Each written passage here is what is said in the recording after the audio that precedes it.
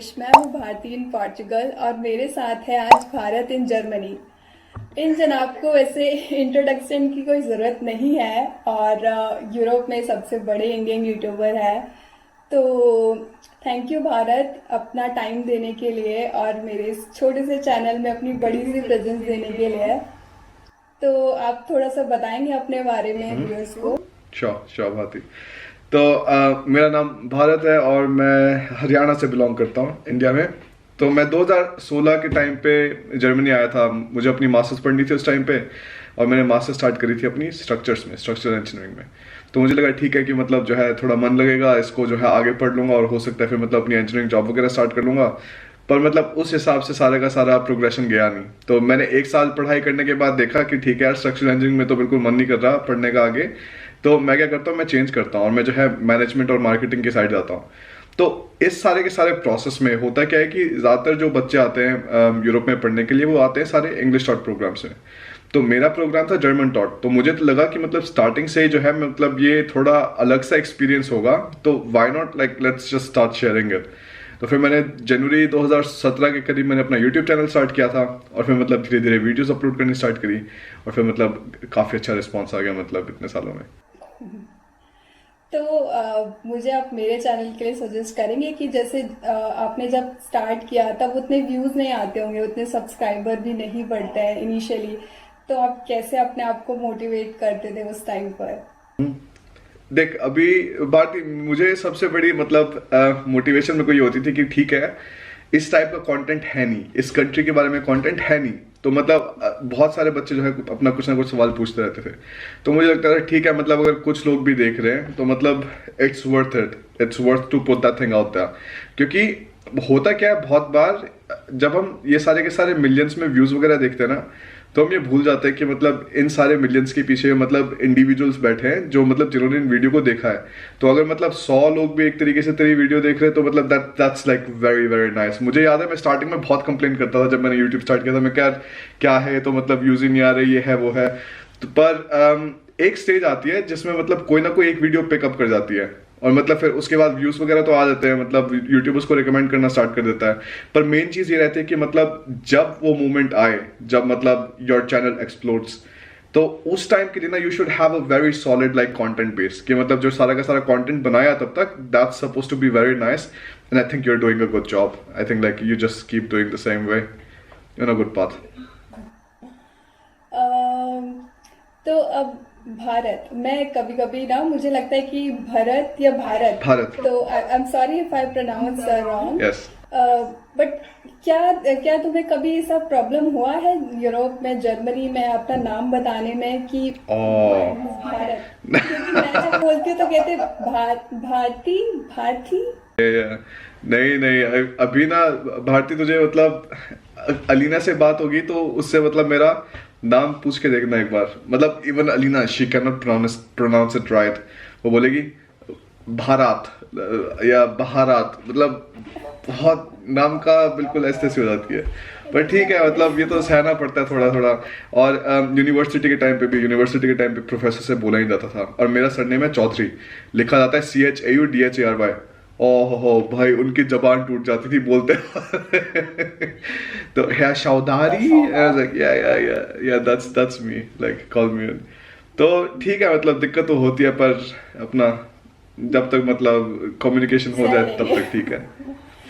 मेरा भी ऐसा ही है क्योंकि मेरा नाम भारती रामचंदानी तो काफी बड़ा हो जाता है बोलने के लिए ना। तो या पर तो अच्छा लगा एक कि बात बता भारतीय, पोर्टुगल में मतलब लोगों की प्रोनाउंसिएशन बढ़िया है मतलब हमारे नेम्स के लिए या फिर नहीं मतलब?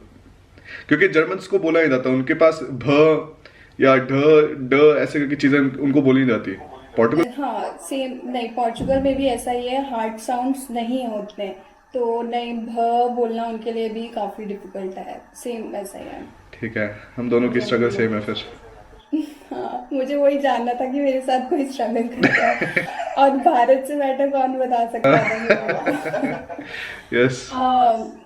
अच्छा, वैसे तो आपके बहुत सारे यूट्यूब चैनल पे आप बताते रहते हैं स्टडी के बारे में और तो आप थोड़ा सा स्टडी इन जर्मनी के बारे में बताएंगे इन ब्रीफ?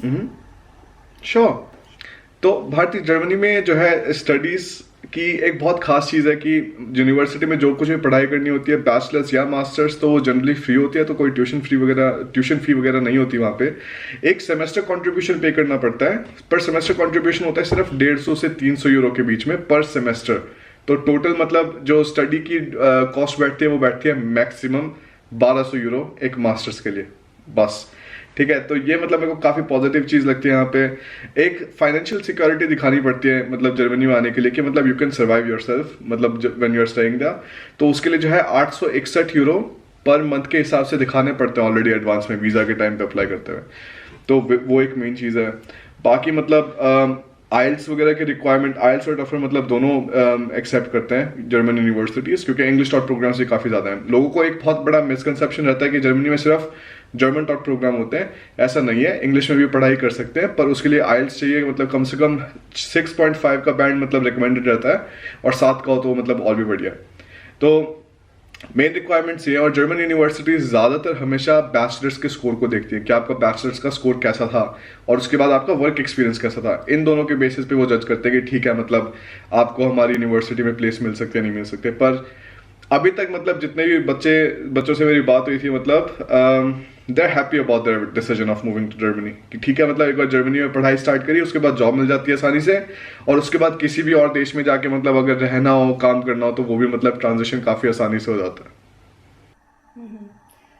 लेकिन कंपटीशन ज़्यादा हो जाता होगा अगर आप इंग्लिश कोर्स के लिए कर रहे हैं तो। हाँ, इंग्लिश टॉट के लिए कंपटीशन बहुत ज़्यादा है। मतलब सारे के सारे क्या चाहते हैं कि लैंग्वेज ना सीखनी पड़े, ठीक है। ये मतलब थोड़ा आलसीपना आ जाता है एकदम से कि ठीक है यार छोड़ो ना, लैंग्वेज सीख के क्या करेंगे।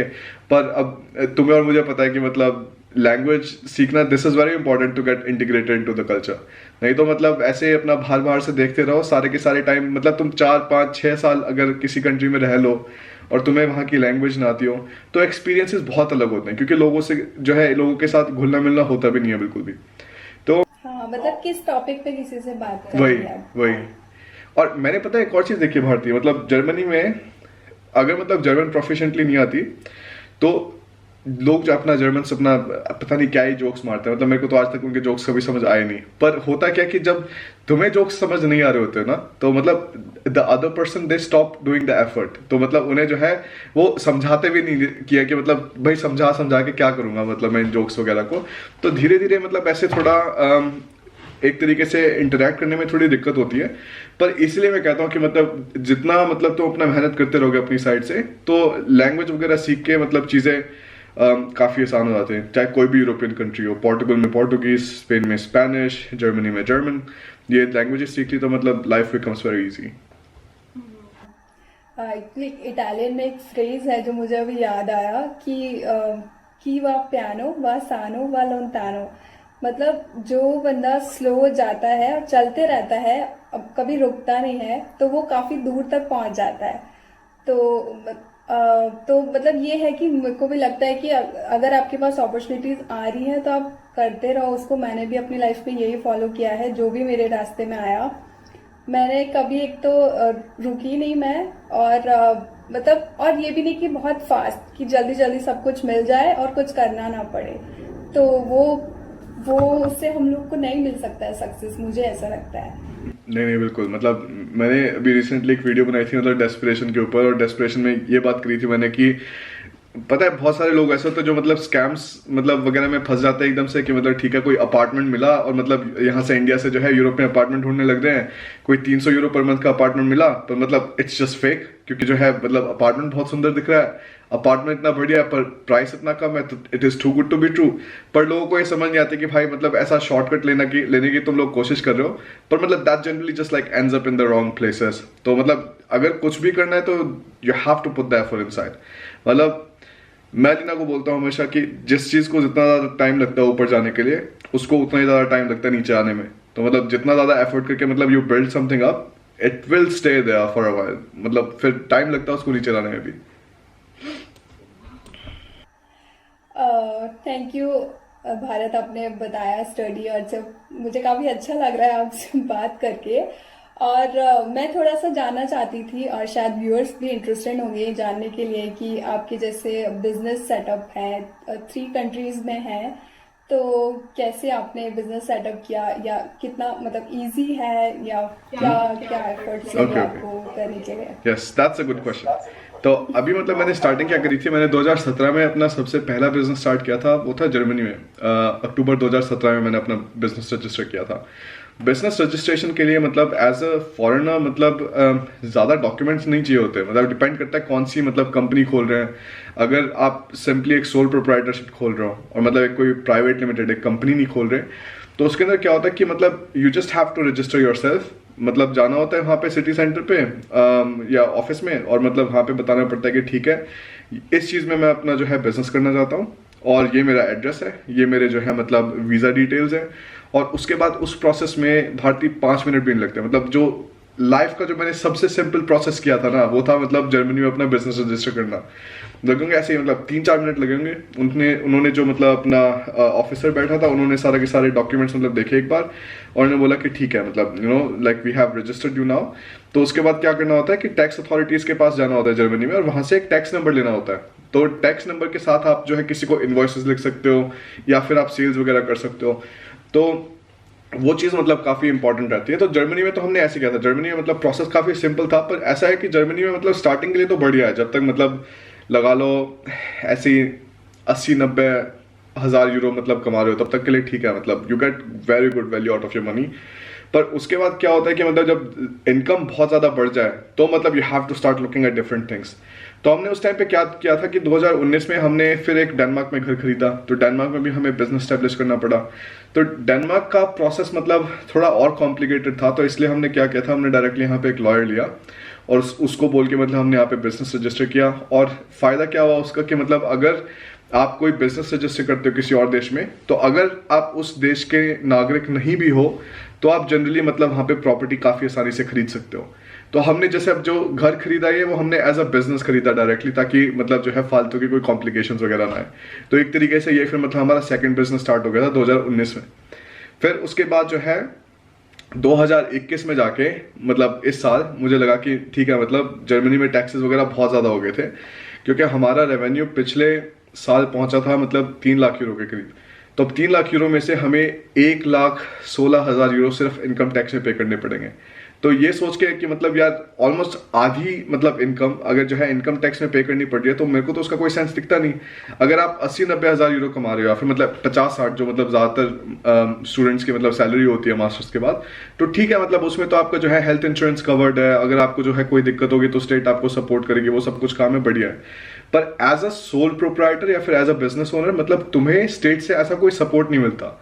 और एक और क्या मतलब मेरे को अच्छी चीज़ नहीं लगी जर्मनी में थोड़ा बिजनेस करने की, वो ये है कि as a business owner you don't get pension. मतलब even though you're paying this income tax and everything, but you're not paying into the pension fund. That's why you're not getting pension when you're like 67, 65 whatsoever and you cannot work anymore. तो ये चीज़ें मेरे को जो है काफ़ी बढ़िया लगी। मैं कहा यार अब 45% टैक्स देके फ़ायदा क्या, जब मतलब जिस टाइम पे पैसों की ज़रूरत होगी उस टाइम पे मतलब हम इनसे कुछ ले भी नहीं सकते। तो मैं सोचा ठीक है, फिर हम रोमानिया में शिफ्ट किया है। तो रोमानिया में फिर हमने एक प्राइवेट लिमिटेड फाउंड करी। तो ये हमारी पहली प्राइवेट लिमिटेड थी। तो प्राइवेट लिमिटेड जनरली जो है फाउंड करने के लिए लॉयर्स की ज़रूरत होती है, पर उसमें ज़्यादा पैसे नहीं लगते। जैसे मैंने जर्मनी का बताया था, जर्मनी में हमें लगे थे मेरे ख्याल से 15 यूरो 20 यूरो के करीब बिजनेस रजिस्टर करने में। फिर उसके बाद डेनमार्क में हमें लगे होंगे मेरे ख्याल से 200 यूरो के करीब, और रोमानिया में हमें लगे थे अभी इस बार मेरे ख्याल से ऐसे मतलब 600 यूरो के करीब, उससे ज़्यादा कुछ नहीं लगे। तो मतलब यहाँ पे बिजनेसेस फाउंड करना काफ़ी ईजी है, उसमें मतलब इतनी ज़्यादा प्रॉब्लम नहीं रहती। पर ऐसा है कि मतलब अगर तुम्हें लोकल लैंग्वेज नहीं आती, जैसे हमें अब रोमानिया की कोई लैंग्वेज आती नहीं, और वो मतलब ज़्यादा इंग्लिश में काम नहीं करते। डेनिश लोग जो है बहुत ज़्यादा मतलब इंग्लिश में बहुत प्रोफिशिएंट हैं, तो वो मतलब ज़्यादातर काम इंग्लिश में कर लेते, कोई दिक्कत नहीं है। रोमानिया में ऐसा नहीं होता। तो रोमानिया में हमने डायरेक्टली फिर एक लॉयर हायर किया था, और लॉयर ने जो है सारी की सारी चीज़ें हमारे मतलब बिहाफ पे कर दी थी। प्राइवेट लिमिटेड के टाइम पे क्या होता है कि हर महीने एक टैक्सेस एक तरीके से डिक्लेयर करने पड़ते हैं। तो जो है उसमें फिर एक अकाउंटेंट चाहिए होता है, लॉयर को भी मतलब कुछ ना कुछ काम करने पड़ते हैं। पर खास चीज़ क्या है रोमानिया की, रोमानिया में है सिर्फ 1% टैक्स। तो आपकी जो सारी इनकम है उसके ऊपर आप सिर्फ 1% टैक्स पे कर रहे हो, बस। उसके ऊपर मतलब कोई फालतू के टैक्सेस नहीं, कोई ड्रामा नहीं। एक इसका थोड़ा डिसएडवांटेज है कि मतलब कोई बिजनेस एक्सपेंस नहीं दिखा सकते। मान लो आपने कोई कंप्यूटर खरीदा जिससे मतलब आप वीडियो एडिटिंग वगैरह कर रहे हो, तो मतलब मैं वो दिखा नहीं सकता एज अ बिजनेस एक्सपेंस। तो ये जो है थोड़ी दिक्कत रहती है। पर उसके बाद 1% टैक्स मतलब रेवेन्यू पे दिया, उसके बाद जब आप कंपनी से पैसे को प्राइवेटली निकाल रहे हो तो 5% टैक्स वहां पे करना पड़ता है। तो इन दी एंड मतलब टोटल टैक्स बैठता है 6%। और अगर मैं इसको जर्मनी से कंपेयर करूं, 250,000 300,000 यूरोज पे टैक्स बैठता है 48% के करीब। तो मैं बोला नहीं नहीं नहीं अब ठीक है, मतलब रोमानिया में जाके थोड़ा मतलब आई फील बेटर कि मतलब ठीक है, अगर वीकेंड्स पे भी काम करना पड़ रहा है तो this money stays with me and like I am not giving like half of the money like away to the state. सही बात, परफेक्ट। पर मतलब ऐसा नहीं है, इतनी ज्यादा कोई कॉम्प्लिकेटेड चीज नहीं है भारतीय। अभी जो है किसी भी कंट्री में जनरली ये मतलब रेकमेंड करते हैं, एनकरेज करते हैं एंटरप्रेन्योर्स को कि अपने कुछ ना कुछ बिजनेस स्टार्ट करो। और हर एक कंट्री के खुद के कुछ स्मॉल बिजनेस रेगुलेशंस होते हैं, तो उसको एक बार मतलब मैं तो हमेशा बोलता हूँ कि पढ़ लो एक बार उसको, क्योंकि जनरली मतलब कोई ना कोई वे निकल जाता है कि आप कैसे बिजनेस स्टार्ट कर सकते हो, क्योंकि this is always in the countries best interest कि आपने अपना खुद का बिजनेस स्टार्ट किया।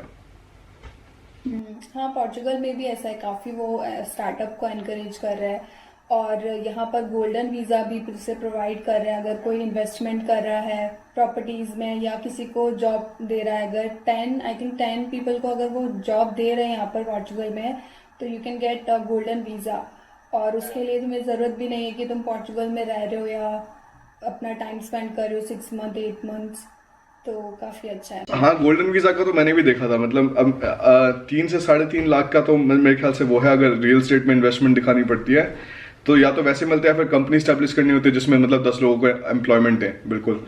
तो मतलब मुझे याद है कि मेरे कोई नोन थे, उन्होंने अपने पेरेंट्स को एक तरीके से इंडिया से वहां बुलाने के लिए, यूरोप में बुलाने के लिए, मतलब they just like let them by a property. तो उन्होंने जो है अपनी प्रॉपर्टी बाय करी, डायरेक्टली एक तरीके से परमानेंट रेजिडेंसी मिल गई, और जो है फिर मतलब उसके बाद अपना वहां पे रहना स्टार्ट कर दिया। पर ऐसा है कि मतलब ये उन लोगों के लिए बढ़िया जिनके पास बहुत ज्यादा पैसे हैं, क्योंकि ऐसा है कि ठीक है यार 3 लाख यूरो तो लगा दिए एक बार, पर उसके बाद लिविंग कॉस्ट होती है, उसके बाद कोई चीजें खराब हो जाए, कुछ हो जाए, तो मतलब उसके लिए भी पैसे चाहिए होते हैं साइड में। तो ये मतलब जो है बिल्कुल संभल के करना पड़ता है। पर दैट इज ट्रू कि मतलब पोर्टुगल में सबसे वन ऑफ द बेस्ट मतलब गोल्डन वीजा प्रोग्राम है। वैसे मैंने आपके वीडियोस देखे थे इंस्टाग्राम पे, तो आपका तो लाइक वेकेशन चल रहा है डेनमार्क में, लेकिन अगर मैं आपसे पूछूं कि यूरोप में कौन सी कंट्री है जो आप वेकेशन के लिए जाना पसंद करेंगे, तो क्या क्या होगा? आई थिंक मुझे यार ऑनेस्टली बता रहा हूँ, मतलब पोर्टुगल में तो जाने का मन है हमारा, पर मतलब 2 कंट्रीज और है। मतलब एक तो इटली का मतलब बिल्कुल सोचा है कि ठीक है मतलब जाना है कभी ना कभी, तो अभी मतलब मेरा चक्कर नहीं लगा वहाँ पे। स्पेन हम होके आ गए थे एक बार, मतलब ठीक है स्पेन भी बुरा नहीं है। और फिर मतलब हमारी एक तरीके से काफ़ी फेवरेट डेस्टिनेशन है फिर भी टर्की। तो टर्की में मतलब एक तरीके से फूड प्राइसेस वगैरह मतलब बहुत चीप है, होटल प्राइसेस चीप है। तो मतलब अगर लॉन्गर ड्यूरेशन के लिए कहीं पे रहना हो और मतलब यूरोप के पास रहना हो, तो I think Turkey is also very good idea. तो मतलब कुछ मतलब इन जनरल साउथ यूरोप, मतलब नॉर्थ में तो कुछ होता ही नहीं है गर्मियों में, मतलब क्या होता है। तो साउथ में मतलब अगर जाओ तो ठीक है, वेदर थोड़ा बढ़िया रहता है। नॉर्थ में जाओगे तो विंटर्स के टाइम पे नॉर्दर्न लाइट्स वगैरह दिख सकती है, तो उसके लिए मतलब थोड़ा इंटरेस्टिंग रहता है नॉर्दर्न यूरोप। मेरा ड्रीम प्लेस तो मतलब इटली था, और मैं गई वहाँ पर स्कॉलरशिप से, तो लाइक बेस्ट टाइम था वो मेरे लाइफ का। तो बस मैं आपसे एक लास्ट क्वेश्चन पूछना चाहती हूँ जो मेरे दिमाग में आ रहा था कि जैसे हमने स्टडी के बारे में बात किया, बिजनेस के बारे में बात किया, वर्क, पीआर, सब कुछ यहाँ पर यूरोप में, तो क्या मतलब कोई ऐसी चीज़ है जो आप इतने टाइम से यूरोप में हो, कोई ऐसी चीज़ है जो आप मिस करते हो कि ये तो इंडिया में बेस्ट था, या तो ये तो वहीं का अच्छा है? देख भारती, अभी यूरोप में क्या होता है, यूरोप में आते के साथ ना बहुत ज्यादा रेगुलेशंस होती हैं कि मतलब क्या कर सकते हैं क्या नहीं कर सकते। मतलब बहुत सारी चीजें इलीगल होती हैं जो मतलब इंडिया में बिल्कुल नॉर्मल होती थी। अब मतलब ठीक है, बहुत सारी चीजें बढ़िया भी नहीं होती, जैसे अब मतलब सड़क में बीच में से अपना क्रॉस करके कहीं से कहीं निकल जाओ, ठीक है, तो मतलब वो लगता था कि ठीक है फ्रीडम अपना जो है क्रॉस करके चले गए वहां पे। पर ठीक है, सेफ्टी वाइज वगैरह वो सब कुछ अच्छा नहीं है, पर थोड़ी ये चीजें मतलब मैं थोड़ी मिस करता हूँ। फिर खाना हो गया, खाना तो मतलब यार इंडिया का तो बेस्ट है ही है, उसका तो मतलब कोई कंपैरिजन वाली बात ही नहीं है, तो वो थोड़ा मिस करता हूँ। फिर मतलब फैमिली और फ्रेंड्स, मतलब यूरोप में आके एक तरीके से फ्रेंड्स वगैरह बनाना उसमें टाइम लगता है, और स्पेशली मतलब जब आपका खुद का बिजनेस हो, जब मतलब 24 घंटे में से आप मतलब हर एक घंटे को जो है चुन चुन के सोच रहे हो कि भाई इस टाइम में क्या करना है, उस टाइम में क्या करना है, तो दोस्त वगैरह बनाना काफी मुश्किल होता है। तो जो भी मतलब दोस्त वगैरह इंडिया में बन जाते हैं काफी आसानी से बन जाते हैं, और वो मतलब मैं थोड़ा मिस करता हूँ। ये 2-3 चीजें हैं, पर मैं वेदर को मिस नहीं करता, ऑनेस्टली बता रहा हूँ। हरियाणा में रहता मैं, तो वहाँ पे गर्मी में बहुत बहुत गर्मी हो जाती है, 42-45 डिग्रीज। अभी जैसे वहाँ पर गर्मी का ही सीजन है हरियाणा में, अभी राजस्थान से हो तो वहाँ पर भी बहुत बुरा हाल है। तो मतलब, और तुम क्या मिस करती हो भारती? मैं भी इन टॉप ये फूड मुझे बहुत याद आता है। हालांकि मैं कुक कर लेती हूँ, लेकिन फिर भी बहुत सी चीजें होती है कि हम लोग वहां पर इंडिया में तो ऑर्डर किया फटाफट से और आ गया, तो वो उतना नहीं हो पाता। और डेफिनेटली फैमिली फ्रेंड्स, तो वो सब मिस करते हैं। और भारती मतलब यहाँ पे पोर्टुगल में कोई इंडियन स्टोर्स वगैरह है आसपास? हाँ, इंडियन स्टोर्स हैं यहाँ पर। मैंने इंडियन स्टोर्स पे वीडियो भी बना रखा अपने चैनल पे। तो इंडियन स्टोर्स हैं, इंडियन रेस्टोरेंट्स हैं। पोर्टो में तो है, पोर्टो और लिस्बन में मुझे लगता है इजीली मिल जाएंगे पोर्चुगल में। That's very nice. सही है, मतलब थोड़ा इंडियन स्टोर्स वगैरह से थोड़ी शांति रहती है। मुझे याद है जब हैम्बर्ग में जब मेरी मास्टर थीसिस खत्म हुई थी, मतलब मेरी मास्टर थीसिस का फाइनल सबमिशन हुआ था उस दिन, और मैंने मतलब प्रेजेंटेशन वगैरह दी थी। सबसे पहला काम क्या किया था मैंने वहाँ पे, एक मतलब एक जो है एक मतलब पंजाबी आदमी है जिसने अपना रेस्टोरेंट खोल रखा है, तो वहाँ पे वो समोसे वगैरह मिठाइयाँ वगैरह सब कुछ बना के रखता है। तो सबसे पहले वहाँ गया, मिठाई उठाई, समोसे उठाए, फिर बोला कि ठीक है अब घर चलते हैं, अलीना के घर वालों को भी खिलाते हैं, क्योंकि ठीक है अब ये सारी की सारी मास्टर्स का ड्रामा खत्म हुआ। तो मतलब ये चीज़ें तो मिस करते हैं यार। और ये मतलब जो थोड़े अपने इंडियन स्टोर्स वगैरह हो गए, ये मतलब चीज़ें थोड़ी आसान बना देते हैं, क्योंकि बहुत सारे इंडियंस को ये डर लगता है यार यूरोप में रह के खाने का कुछ नहीं होएगा, रहने का कुछ नहीं होएगा, वो सब कुछ करके। पर खाने वगैरह का मतलब बहुत प्यार से काम चलता है यूरोप में, ऐसा कुछ नहीं है। हाँ, मतलब इन स्टोर्स वगैरह तो मिल जाते हैं इजीली। पर ऑथेंटिक टेस्ट चाहिए हो तो अपना वापस जो है इंडिया के ट्रिप्स लगा लो। तो भारत बहुत बहुत शुक्रिया, और बहुत अच्छा लगा आपसे बात करके। आई होप कि हम लोग इन फ्यूचर भी यूट्यूब कलेक्ट करें। यस। तो थैंक यू। अगर वीडियो आपको अच्छा लगा तो प्लीज़ वीडियो को लाइक शेयर और सब्सक्राइब कीजिएगा। और भारत की वीडियोस की मैं लिंक डाल दूंगी, हालांकि ज़रूरत नहीं है उनको। दोस्तों, इस पॉडकास्ट का पार्ट 1 भारत इन जर्मनी के चैनल पर है, तो उसको भी ज़रूर जाकर के देखिएगा। दोस्तों, ये भारत इन जर्मनी की अपनी एक वेबसाइट है जिस पे स्टडी इन जर्मनी से रिलेटेड बहुत सारे कोर्सेज हैं, और ये काफ़ी यूज़फुल है अगर आप जर्मनी में पढ़ने के इच्छुक हैं। तो प्लीज़ जाकर के चेक कीजिए, लिंक आपको मेरे डिस्क्रिप्शन बॉक्स में मिल जाएगा। Go and check it out right now.